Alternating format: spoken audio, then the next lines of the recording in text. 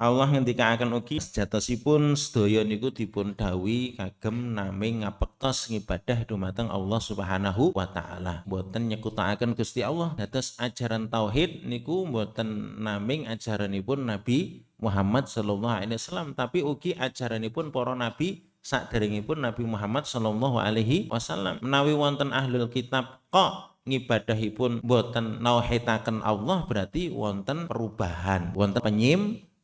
Para nabi rumiyin niku dakwahipun sami. Walaqad ba'atsna fi kulli ummatin rasulan an ibudullah wajtanibut taghut. Sampun dipun utus saben-saben umat niku wonten rasulipun dakwahipun sami, sembahan Gusti Allah wae, boten angsal nyembah sanesipun Gusti Allah. Lan dohono dipun tilaraken, dipun tinggalaken taghut niku kullu ma ubida min dunillah. Sedaya ingkang dipun sembah sanesipun Gusti Allah niku dipun wastani taghut, dipun tepihi. Ngibadahipun namung dumateng Gusti Allah. Ajaranipun para nabi sami. Al anbiya udinuhum wahid. Para nabi niku agaminipun setunggal, inggih menika agami Islam, nauhidaken Gusti Allah. Jatosipun para ahlul kitab nggih sami dipun dawuhi namung manembah dumateng Gusti Allah.